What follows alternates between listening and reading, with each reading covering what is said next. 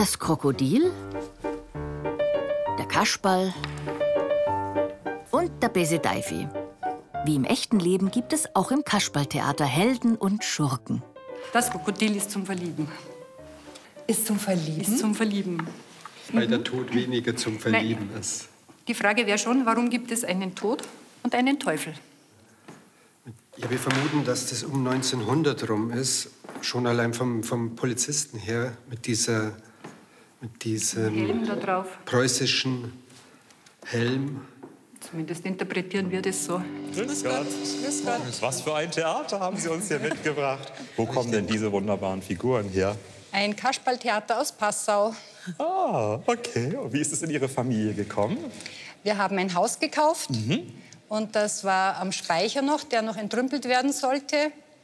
Und als wir es im Container liegen sahen, habe ich gefragt, ob wir das haben dürfen für unsere Kinder. Und dann wurde es auch spielerisch eingesetzt? Ja, wir haben ganz oft damit Kasperltheater gespielt, fast täglich. Als sie noch sehr klein waren, die Kinder. Sehr schön.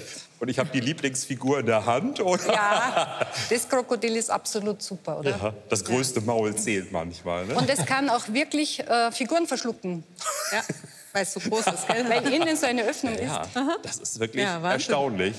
Ja. Also die Maulöffnung ist gewaltig und man hat hier den vollen Durchfall in gewisser Hinsicht oder Durchgriff, sagen wir mal lieber, in der Form. Ja, vom Alter her, haben Sie eine Vermutung, wie alt die sind?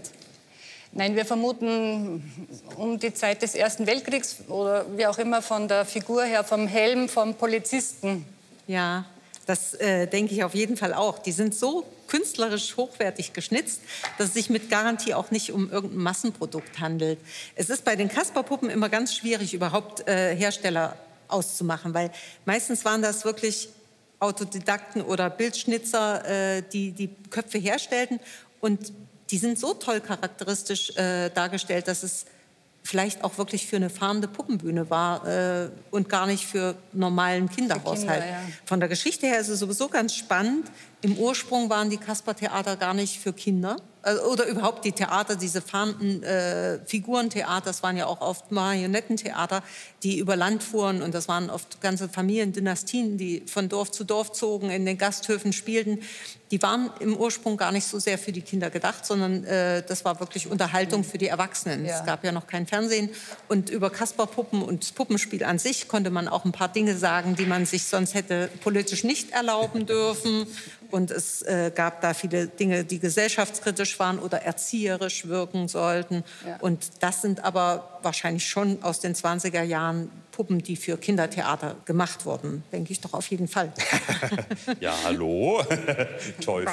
Ich komme mal wieder hier zum Einsatz. Und wenn du nicht artig nicht bist. fressen. Ja, und Kasperltheater sind was Wunderbares für Erwachsene und für Kinder. Und wir sind hier mitten in Bayern. Also München ist da ein ganz wichtiger Ort. Graf von Potschi im 19. Jahrhundert, Mitte des 19. Jahrhunderts, war ein Wiederbeleber im Grunde dieser Puppentheatertradition, hat ganz viele Stücke verfasst und ist ins Seriöse auch gehoben. Das heißt auch einen literarischen Rang dem Ganzen zugesprochen. Und dann gab es die legendäre Figur von Papa Schmidt, der ein Marionetten- und Kasperltheater betrieben hat. Also gerade hier im Raum München ist man da bestens verortet. Das Münchner Kasperltheater von Lothar Meckendorfer 1879. Und da kommen genau solche Figuren. Die sind ja im Grunde zeitlos. Es sind immer die großen Fragen, nicht? Von Gut und Böse, von Tod und Leben, von Gerechtigkeit, die Ordnungsmacht, die ins Chaos einschreitet, der Ersatzdrache, im Grunde eine ganz, kann man sagen, mythologische Gestalt, nicht, die hier als Krokodil verwandelt dann erscheint. Also es ist Märchen erzählen, holzschnittartig auf einer Bühne. Und ich glaube, das verliert sich auch nicht. Ja, also es ist toll, wie die noch original bestückt sind. Ne? Es scheint überall die originale Kleidung zu sein. Ich habe mir jetzt auch mal, man erkennt sowas oft an den Nähten, wie die verarbeitet worden sind. Und die alten Stoffe sind noch da. Ganz besonders witzig finde ich, wo der Teufelsschwanz hier festgemacht ist am Hals. Inzwischen sind sie natürlich in einem Zustand, wo man sie zum täglichen Spiel wahrscheinlich nicht mehr verwendet, sondern sie heben sie hoffentlich gut auf und haben sie an einem schönen Ort. Aber das sind wirklich Kunstwerke. Und um die regional einzuordnen, es war vorhin viel von München die Rede, es könnte trotzdem sein, dass sie eher Richtung Thüringen zu verorten sind. Da bin ich mir nicht ganz sicher. Es gab im Thüringer Wald in Krock, das ist ein Ort in der Nähe von Sonneberg, Kasperkopfschnitzer, die wirklich ganz tolle Charakterköpfe gemacht haben. Bekannt sind auch die Hohensteiner Kasper, aber die sind das ist jetzt wieder in Sachsen, die sind aber nun vom Typus ganz anders. Also das schließe ich eher aus. Also mein Bauchgefühl würde jetzt eher sagen, es könnte Thüringen sein, aber mit Sicherheit kann man das auch nicht sagen. Also da kann man wirklich nur schauen, viele Museen besuchen, wo sowas ausgestellt sein könnte. Vielleicht finden Sie irgendwann mal Ähnlichkeiten und können es dadurch zuordnen. Aber ist egal, wo die herkommen, die sind einfach wunderschön. Und Würden Sie denn empfehlen, dass man die neu einkleiden sollte?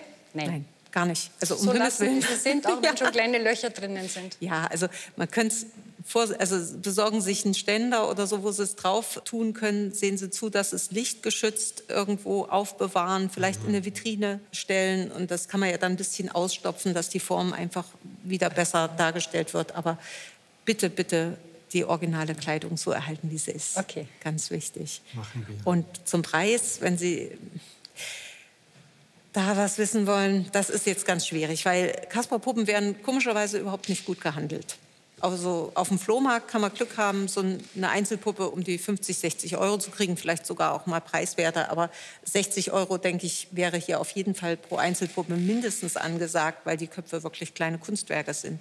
Und das ist eigentlich was ganz Schönes. Und ich finde es ganz toll, dass Sie die gerettet haben. Richtig. Ja. Na? Freut uns auch. Vielen Dank Spielen fürs Sie Zeigen. weiter? Ja, wir spielen Die nächste weiter. Generation Mit kommt den Enkelkindern dann. Ja, Perfekt, eben. wunderbar. Ich musste jetzt leider da lassen. Zu erneuern ist Sehr nicht schön. nur zu bewahren. Okay, Vielen Dank. Herzlichen Dank Danke. fürs Kommen. Vielen Dank. Ja, danke Ihnen. Wiedersehen.